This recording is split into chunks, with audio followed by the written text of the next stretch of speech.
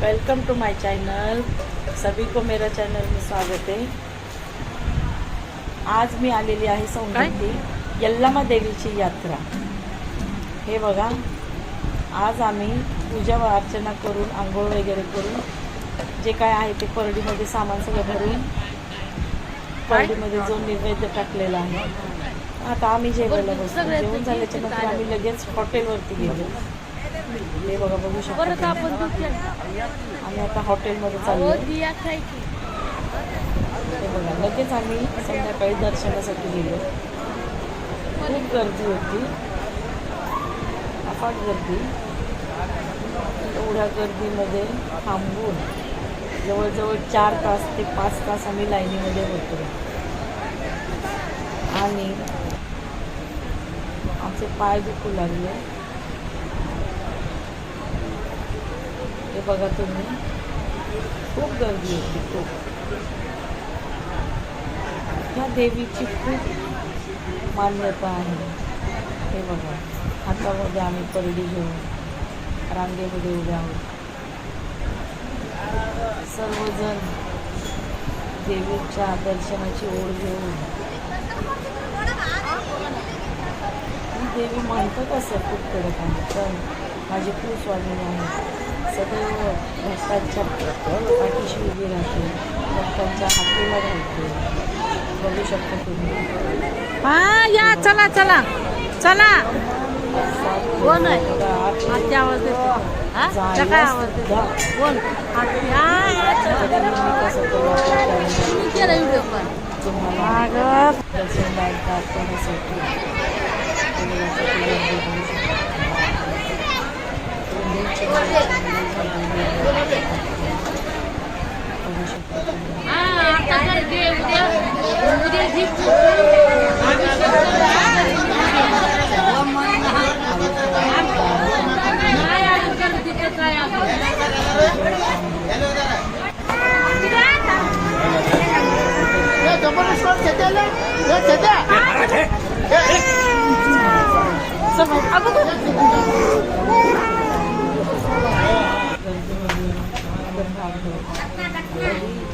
दुसरीकडे देवी आहे आणि बघू शकता तिकडे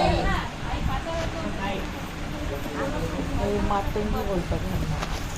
हे मातंगी आहे। नंतर तिथे सुद्धा गर्दी आहे।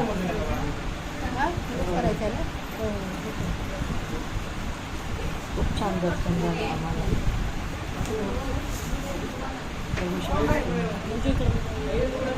मग लगेचच आम्ही बाहेर पडतो। हे बघा, बाहेर आलो। दर्शन घेऊन आम्ही लगेचच म्हणतात असं इथे काहीतरी पौराणिक काळातून आईच्या काही वस्तू, चपला वगैरे आहेत, आजही त्या दिसतात। आणि पाया वगैरे पडून आम्ही आशीर्वाद घेऊन लगेच परसगडाच्या दर्शनासाठी आलो। हे बघा, परसगड उन्हात चढताना खूप त्रास झाला, पण डायरेक्ट मी तुम्हाला ते शूट केलं होतं, पण मी याच्यात घेतलेलं नाही। मग हे बघा, जिथे परशुरामाने जो गड जिंकलेला आहे त्या गडालाच नाव परसगड दिलेलं आहे। आम्ही तिथे येऊन पोहोचलो। नंतर आम्ही हॉटेलमध्ये आलो आणि खूप भूक लागली, कारण दर्शन घेतल्याच्या नंतर बिना चहा आणि बिना पाण्याचंच दर्शन घ्यायला गेलो। तुम्हाला मी काय सांग, भूक लागल्याच्या नंतर आम्ही नाश्ता मागवला, जेवण मागवलं आणि सगळ्यांनी पोटभर जेवून लगेचच बाहेर पडलं। हे बघा, परसगडाच्या बाहेर एकदम डोंगर पोखरलेलं, मोठ्या दऱ्या, मोठे डोंगर, मोठा गड आहे। अगं म्हणजे अंजू आता नाही, आता टाकलं ना सगळं। आता बाहेर जाऊन काय तर पुरी भाजी, डाळ भात काय तर खाऊन, हा तिला भेटतो डाळ भात भारीतला।